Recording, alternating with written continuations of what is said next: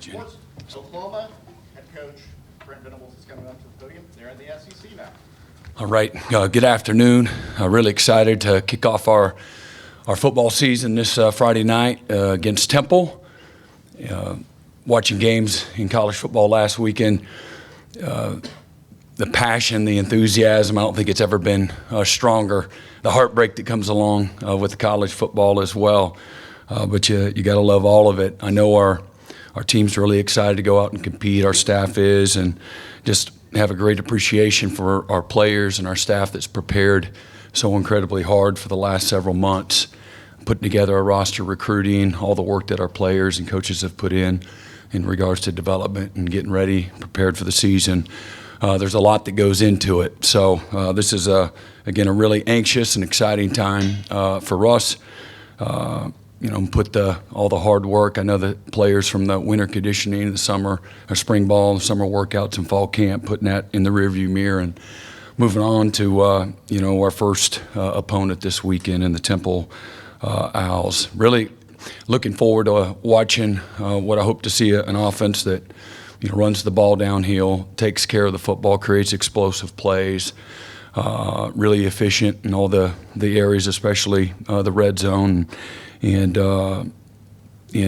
puts pressure on the defense through both our scheme and pushing the ball down the field, as well as our tempo, and on defense, seeing a defense that stops the run, swarms the football, tackles well, gets off the field on third down, creates turnovers, plays and competes with great passion. And then the kicking game being much more efficient, controlling the hidden yardage and making our kicks and, not getting them blocked and creating explosive plays as well in the kicking game.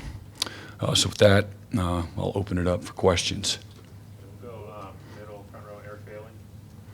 Brent, in your first stint here, when you came here in '99, at what point did you see the defense really to make that turn to what you wanted to be an elite defense? And are you starting to see the first steps of that, and you're going into your third year here now? Yeah, again, I think it's been an incremental improvement. You want it to happen faster. You had to start completely over, and what our expectations were, what we're looking for in recruiting, the type of people that are passionate and committed. They love the game. They have a mental and physical toughness that you can recruit to. You certainly can nurture and get better. And so that's an ongoing process. We've made improvement.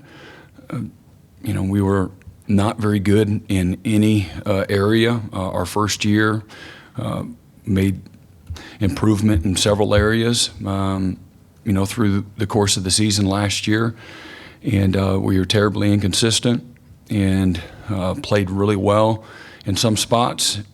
And but again, we're looking for a level of consistency, from the group. And so we have, we've got a group of guys, several guys that have played a lot of football for us. And so the expectation is we're going to take the next step, and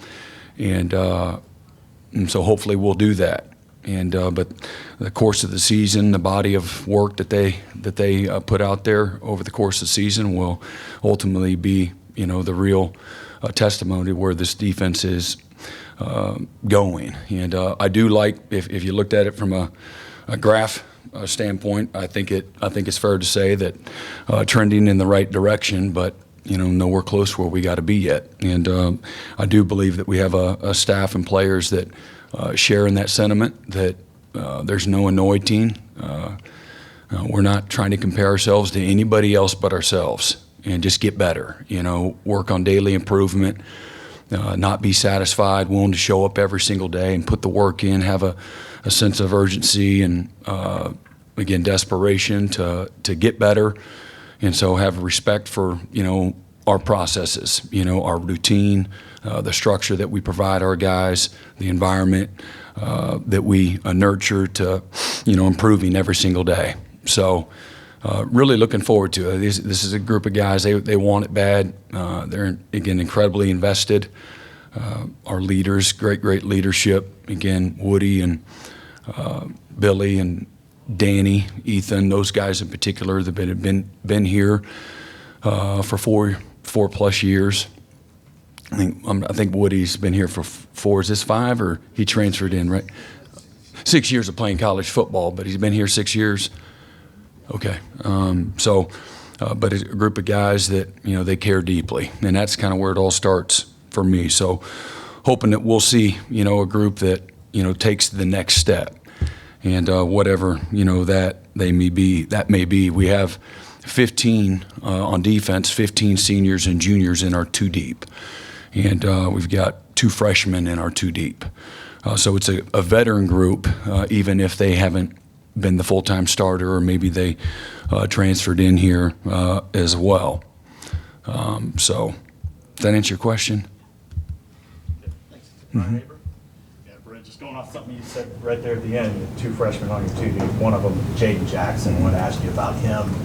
What sort of sealed that spot for him on the depth chart initially, and what kind of progress did you see from him from the spring to now, from the start of camp until now? He's got a great deal of maturity. Again, mature beyond his years. Very focused, driven, ambitious. Shows up, puts the work in every single day. He's a model of consistency with his habits, his mindset, great mental and physical toughness. He brought with him a skill set that was very refined, from a block recognition, his pad level, his footwork. So there's a lot to build from. And then again, a willingness to put the work in. He's got great humility, respect for what it takes to be successful. He shows up and makes everybody around him better. He's a really good teammate, incredibly coachable. It's coach's dream, but for where he is as a freshman, mentally, in his capacity to show up the same every day, have great self-awareness. When he had a bad play, a bad series, or just a bad day, he didn't allow it to affect him. The following day or the following play, the following series, so forth. So that's abnormal. And he's got a great future in front of him if he keeps his head down and continues to be who he's been, which I don't see any reason to believe why he wouldn't. Barry Trammell. Yeah, Brent, in the vast catalog of 2 games into the season, it seems like teams are not playing as fast. Georgia Tech, Florida State, I think, had 7 possessions each. SMU tried to play fast and didn't get them anywhere. You've been playing fast with Levy. Are you guys going to play as fast? Is the whole trend of college football going slower? What's going on? Yeah, I don't know what all of college football is or isn't doing. I do believe in putting pressure on the defense, but I also, first and foremost, believe in game control and controlling the game, and that's everything that encompasses. So possessing the football, being patient at times is a very good weapon to have. But you got to be effective and efficient in all the areas, running and throwing in order to do that. So it wouldn't surprise me to see a little more of that. I think the headset communication, again, I think there's a misnomer, or maybe looked at the wrong way, that now that you can have headsets, then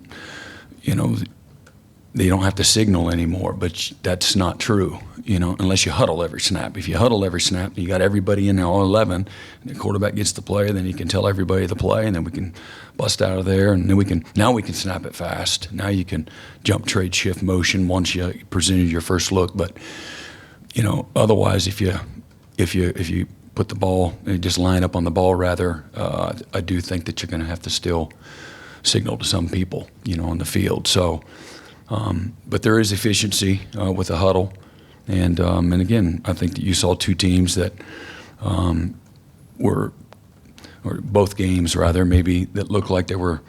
I think SMU, maybe they did a little bit more tempo than Nevada, but. The Florida State and Georgia Tech, they both chose to huddle quite a bit, and then they had a few moments where they tempoed. But I don't know if that's a trend or not, but that's certainly in our arsenal. Yeah, Brent, I feel like special teams is a unit that you guys could see maybe the biggest improvement. I wanted to ask you about the kicking competition. How did you evaluate those two guys, and is it something where you've seen Zach kick the last 2 years? Do you take that into account, or is it clean slate and Tyler coming in as a new guy? Well, of course, it's, clean slate. Everybody, again, this is a developmental game. I think sometimes in sports, I think we're too quick to judge someone, at any point in time in their career. I think it's fair too. You get a large sample size, and that we haven't done things like we need to do. That's fair as well. But I do think that this is a developmental game. You look at a guy like a Spencer Rattler who played here, that I don't think a lot of people thought should be the quarterback, and then he goes on to South Carolina and has an outstanding year, and I think he's doing pretty good, in the NFL. And my point with that is, look at all the growth and maturity and decision making and the precision that guys just get better, and the more you play, the better you get. That's typically what you see from freshman year to their senior year, that it's some level of trending in the upward trajectory if there's no external factors out there. So in regards to figuring it out, we have a spring and a summer sample size, and we know Zach's got a big leg. He'll be our kickoff guy, and Kelt will start the season off as our field goal kicker. And what I saw, I've got a lot of confidence in both of those guys based on what I saw, from the spring and the summer. At running back, we've got Gavin and Javonte listed as orders at the top.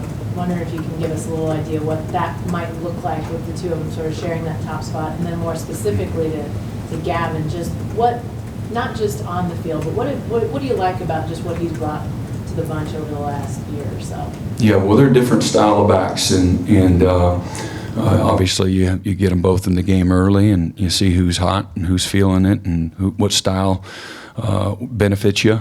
And but they're both guys that have shown us that they can play at a high level when healthy.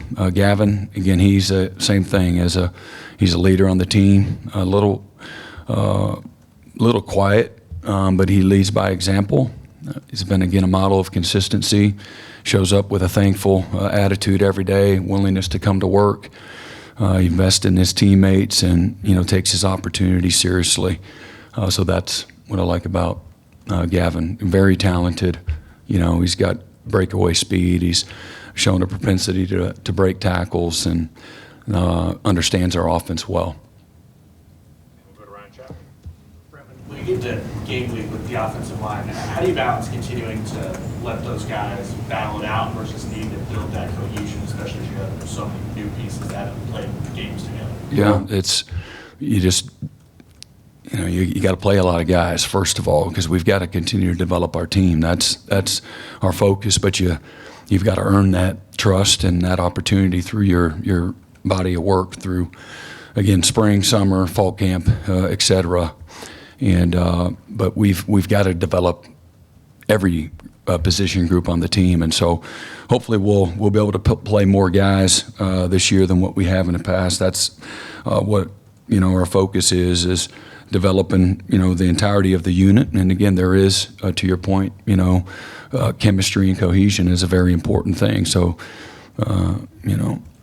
hopefully you get to a position from a game control that you can work your guys together through a good majority of the game, and then where you see fit, whether it's a rotating basis or the back half of the game, you get an opportunity to get some of your other guys on the field and gain experience too.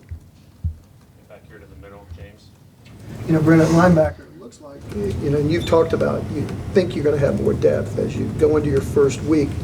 Do you still feel that way? Do you feel like you've got more guys you can play there at the linebacker position? Yeah, it's a group that's really, they're growing up in the system, and that's ideal. We had several guys that our first year that were freshmen in that two deep. Sammy and I say Sammy, Danny rather, is kind of one of the lonesome wolves as far as an older guy in that group. Dolby is semi-included in that group. You know, he's played a lot of ball, and he's a senior. Started, I think, four or five games last year for us at that position. But the rest of the crew, you feel like they're veterans now, you know, going into their third year, even though, you know, Kobe and Kip, for example, redshirted their freshman year. But last year they really kind of got dunked in the deep end and baptized, if you will, along with Jaron Canick. Jaron, of course, played as a true freshman and then played the last couple of years as well. I think Jaron's first game, maybe at Nebraska, that he played extensively, made 10 tackles in that game, didn't know what he was doing, was playing Cheetah. But it's been a group that, of course, I'm emotionally attached to that group. I've challenged them from the day I got here to be, you know, the heart and soul and the backbone of this football team in the locker room. And, you know, if they've taken, you know, their opportunity and the challenge, they've taken it seriously, led by Danny. Couldn't be more proud of his growth, his maturation, you know, the leadership that he brings, the passion, you know, the investment that he has in this program and his teammates. He's a wonderful teammate.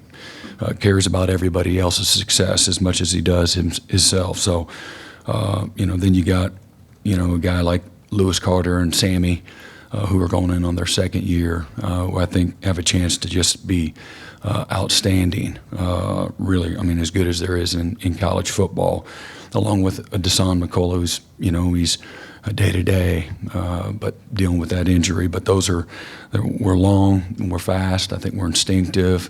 It's a group of guys that are, again, heavily invested. They put in a tremendous amount of time off the field in working on their craft, and they do it together. That's my favorite thing. And when we got here for the first several months, nobody came up to the third floor. And during our first season, we had one Sunday. I was up meeting with a recruit and the family, and I had my door open in my office, and in comes David Awebu and Sean and is it Sean? And I guess it was Danny. And those guys they all showed up together. And they were in there going to watch film together. And man, you want to talk about a coach that was fired up. I mean, it's a baby step, but it's a step. And I'm like, that's more of what it's a small thing, but it's a big thing. And I want them to come up because we can't make them come up. I want them to come up because they really desire to. They're passionate about it.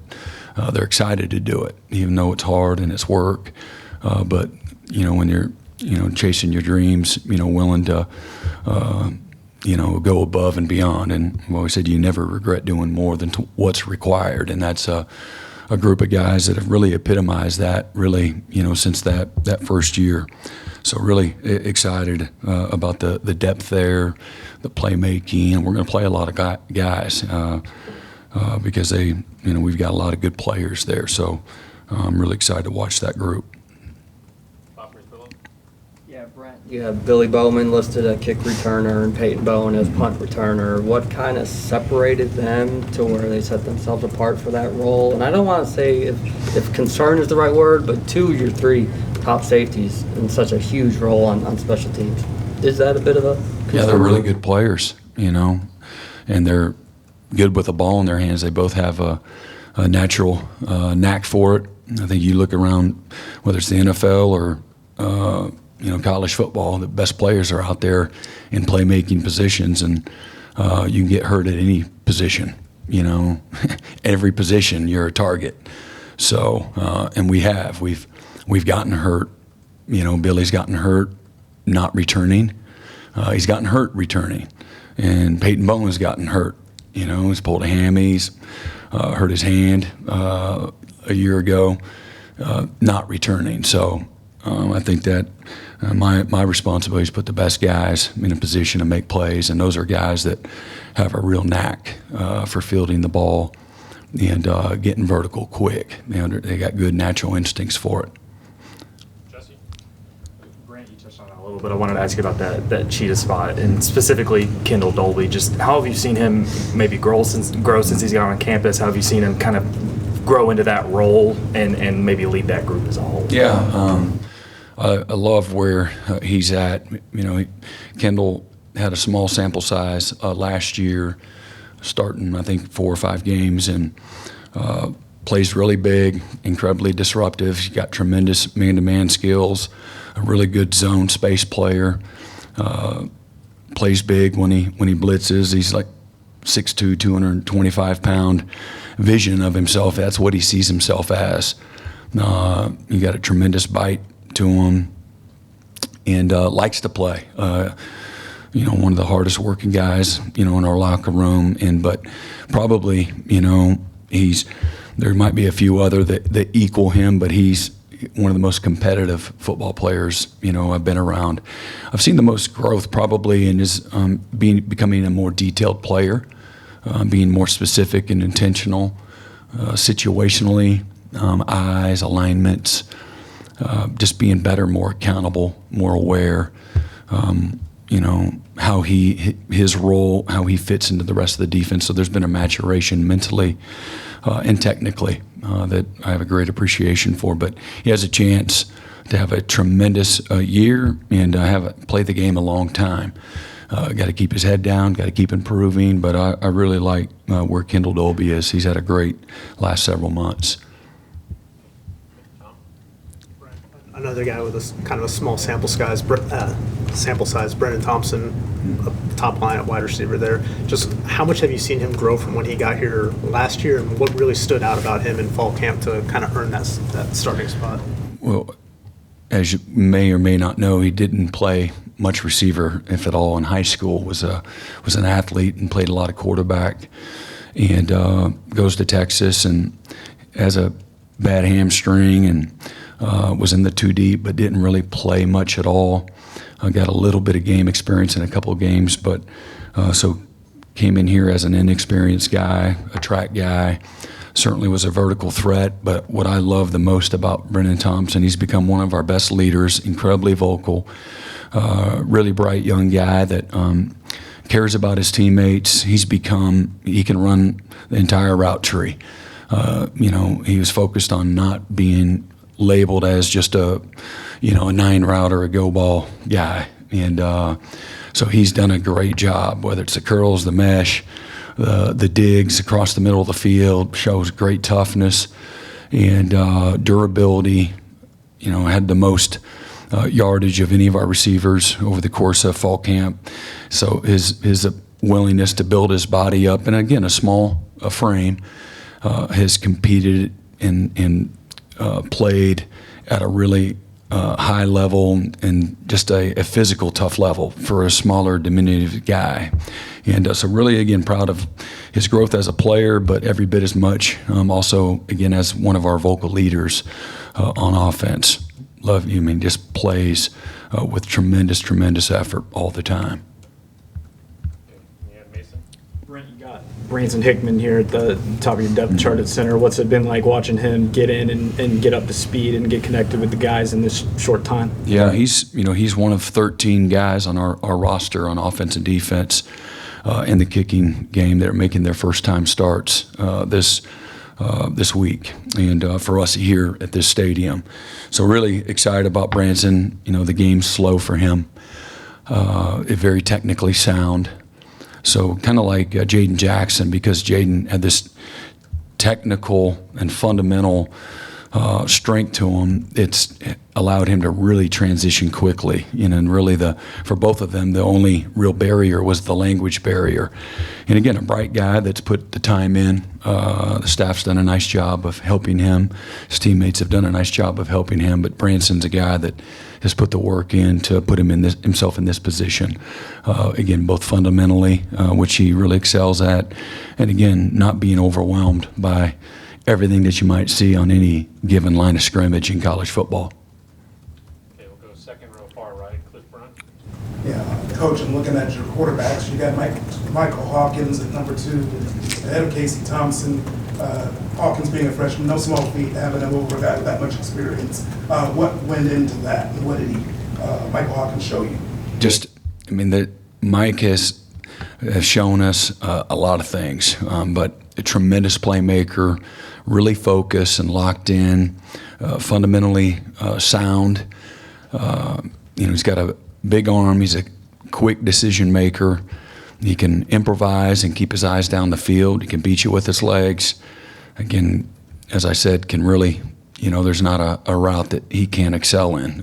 Can throw the ball, over the top, and does a nice job of getting it out underneath.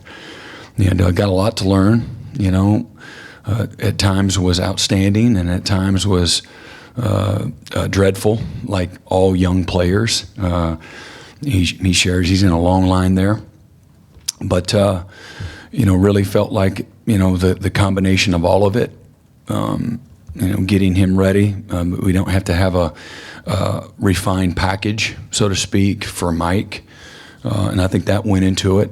Just like Casey, and Casey his opportunity when he got an opportunity to get in, he did a nice job. And I think some of the things that are really fast for Mike are slow for Casey, but the totality of all of it, we just felt like Mike was our next best option.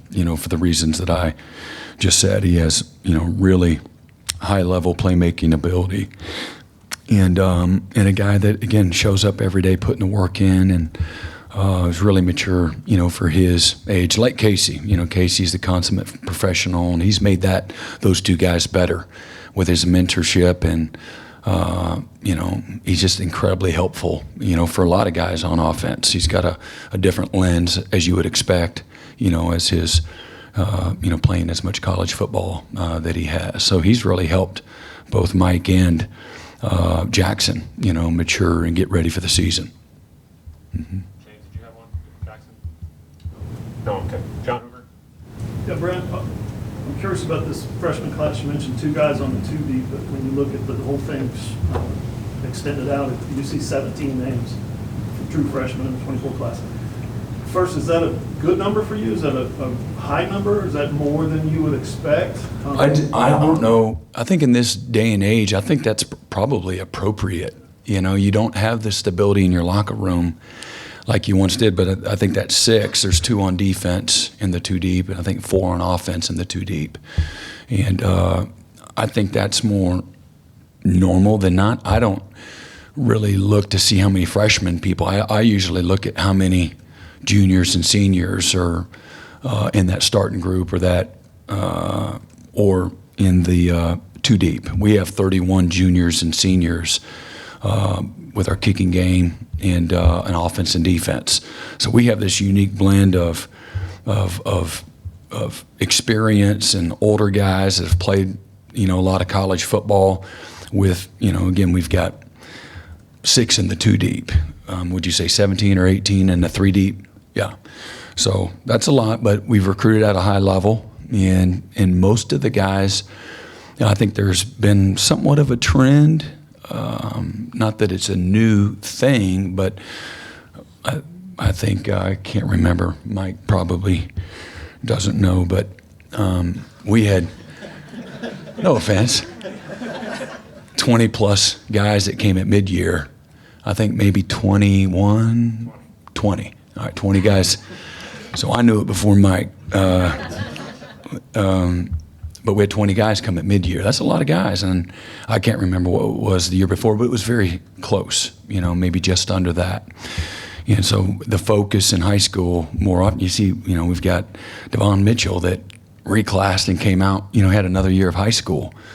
And I'm not a big fan of that. And we don't have it as a prerequisite. Hey, you got to be a mid-year to come. I want them to be excited about coming, have a maturity that is going to help them transitionally leaving high school. If they're immature they're not a focus-driven, young person, they're going to be miserable, because they're going to have more structure than they've had, probably in their whole life that first semester. And there's nothing easy about it. It's just endless, relentless work, and everything's uncomfortable.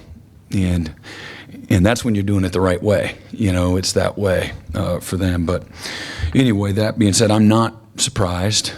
And, I'm hopeful that, maybe you'll even see a few more, as we move on down the road. And, sometimes when you have a freshman in there, it doesn't have anything to do with anybody else that isn't doing something. It's really, man, they've really done a great job. Just as some of the things I think we talked about, we were talking about Jaden Jackson, and how he got to that position.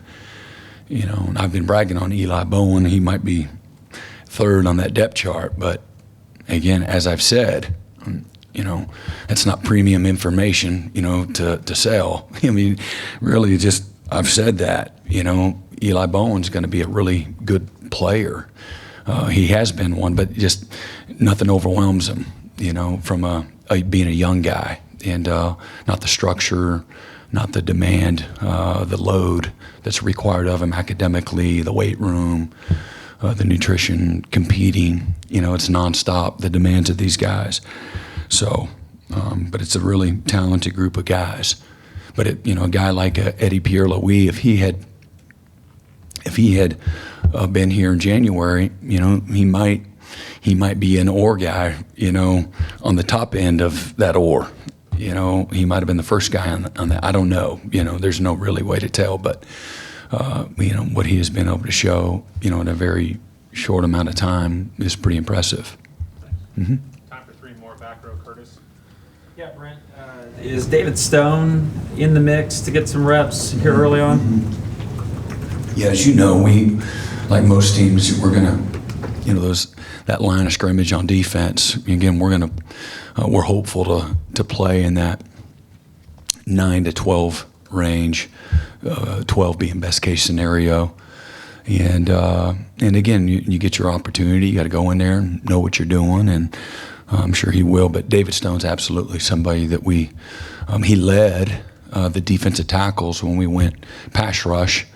Our pass rush drills, good on good. He led. He might have had one or two more than the next guy, so he led in our sacks out of those guys. He's just trying to get refined fundamentally, technically, pad level, and things like that. But love where he's at. And just because he's not a starter doesn't mean it's not an indictment what he's not doing. He just has some things he's got to work on, like most guys. Again, Jaden Jackson is abnormal, and like I've said, he just, when he showed up, he had the fundamentals that are really, a lot of guys don't have amazing fundamentals when they come in, and so it takes time to develop those habits, to do that work over and over and over until you can't get it wrong. It becomes a habit, and it's second nature to you. And so, but he's working on that, and expect big things from him in the future. Usually, this time of year here, more questions are about the defensive side. That's where the uncertainty has been, especially before you got here. That's sort of flipped this year with more uncertainty and questions about the offense. Just what's your comfort level in the offense as a whole, given new personnel, new staff, and everything? What's my feeling on the offense? Yeah, excited about what they can become. We're not there yet, but as I said, my opening statement, my vision is for them to be able to effectively, run the ball downhill, create explosive plays, take care of the football, put pressure on a defense in both our schemes and our ability to tempo when we want. Getting the ball in our playmakers' hands. I think we've got fantastic playmakers at all of our skill positions, tight end, running backs, receiver. I really like the leadership and the buy-in with our guys on the offensive line. It's a fun group. If Bill Bedenbow, that most of the time when he comes into the football building, it's the no fun zone for Bill.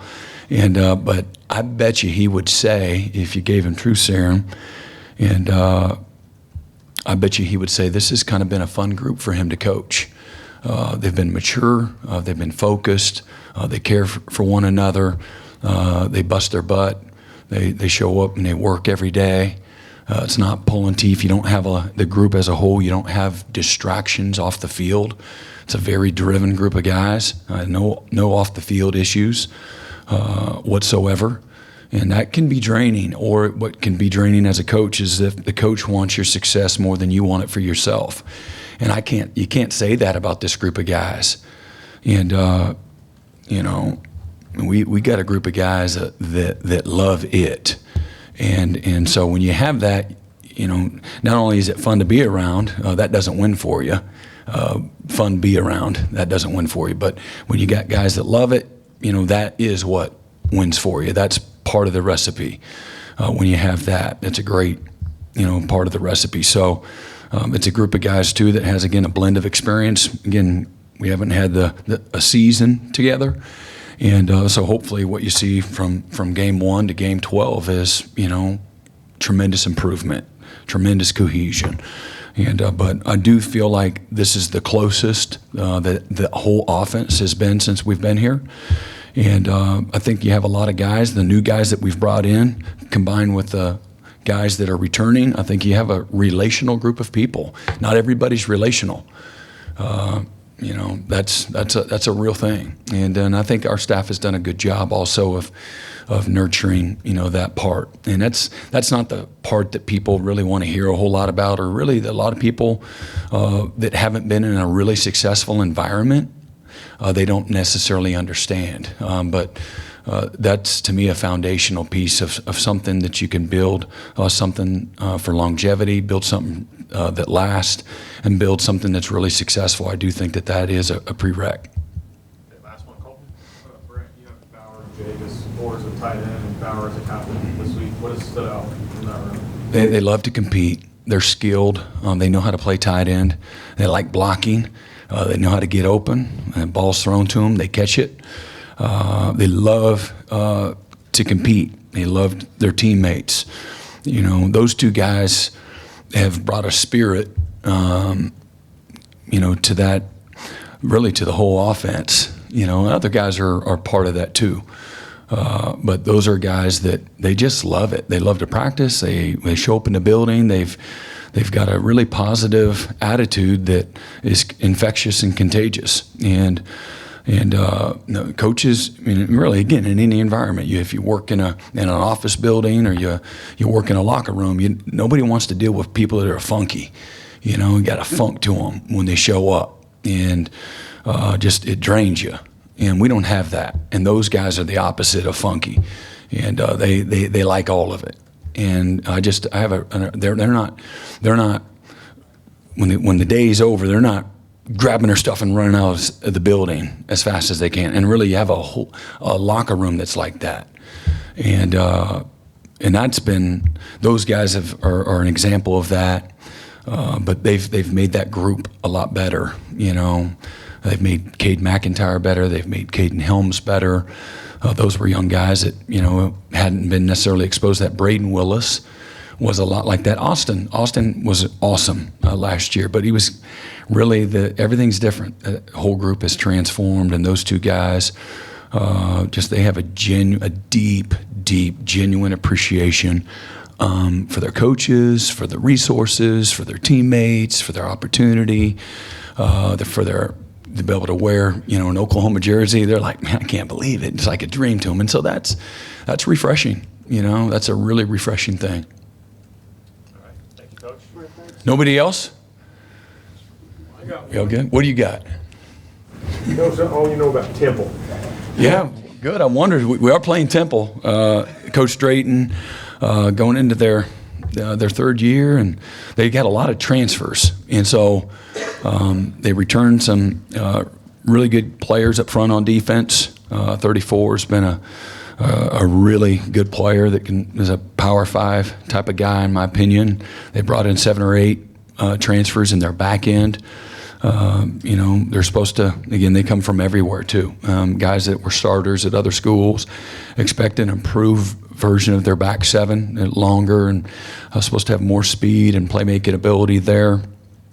They'll be aggressive in what they do. And then, you know, on offense, their last several games, last 3 games in particular, 4 games, they really, and again, they had different moments, but they really started playing well the back half of the season. Even though they lost 3 in a row, they actually performed well statistically speaking, and points where they started getting into a rhythm. They got a quarterback battle. One's a little bit more of a pocket guy. One's more of an athletic guy. One's a junior college guy. One transferred from Rutgers. And they both have had their different moments of success. And they use a lot of two tight ends, and like a lot of people, and then they give you multiple sets out of the 12 personnel. Really like their running backs. They can get vertical quickly and got game-breaking speed, and they have some excellent wideouts too that can take the top off the defense, and their ability they want to be able to run the ball and screen it and boot it and take shots and those types of things. Utilize some tempo, but also they'll do, times where they'll huddle up, things of that nature, and then they're going to be really aggressive in their kicking game. Coaches come, their background where they block a lot of kicks and take some chances, and so I like that. So that'll be a challenge for us in that regard.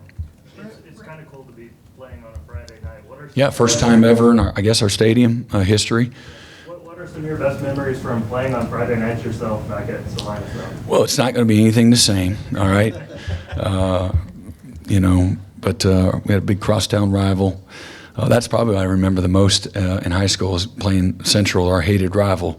They were that version of Crimson right there, yeah, and the Mustangs. But again, today's Tuesday, just in case you guys didn't look at the calendar, and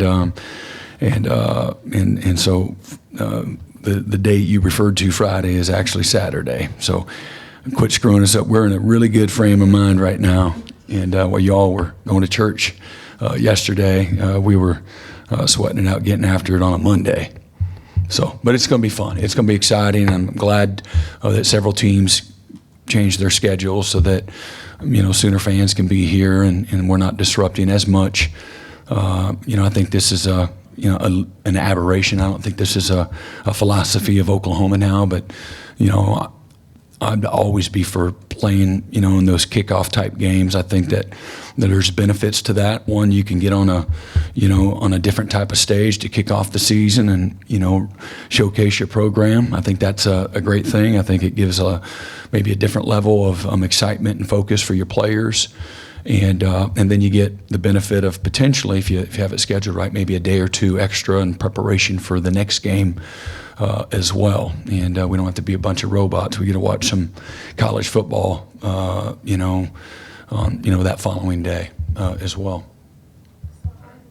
Yeah. So I saw that you chose 4 of your players as captains for this week. How did their personalities and how did their skill sets go into you choosing them as captains? Yeah, well, again, we believe in, a body of work to determine the most stressful time of the year is the season, and the most committed time of the year is during the course of the season, the requirement. So we name permanent captains at the end of the year, for our championship phase of the program, our bowl game, and with our captains leading the group, every day for a month or so, and where the players vote on those guys through a body of work through the season who has displayed it. It's easy to be, a captain for a couple of weeks, but do you display the qualities that a captain would over the course of, a season? And so those guys have led the way. Probably no surprise with, with Billy and Danny, with the depth of experience in the locker room. And then again, Jackson. Again, he's that quarterback at Oklahoma is the face. He's put the work in. It's been his level of consistency and his growth and maturation. He's worked hard at helping everybody else around him get better, and he's got a broad set of shoulders to carry a heavy load. And then Bauer Sharp, I just said all the reasons, that I answered that question, about him and Jake. He's just been phenomenal and just a natural leader, and has just done an amazing job. But those guys, again, week to week, it keeps things fresh, and it helps me develop, our coaches as well, develop the depth of the leadership. Your alphas will always be your alphas because alphas do what alphas do. Winners do what winners do. They're going to always lead. But my job is to create an environment where we can develop the depth of the leadership, the next group of guys that are also worthy, although they may not show up in the stat sheet and nobody writes about them. This is their opportunity to lead in their way and to be ready for that next phase and understand the burden that comes, the responsibility that comes along with that.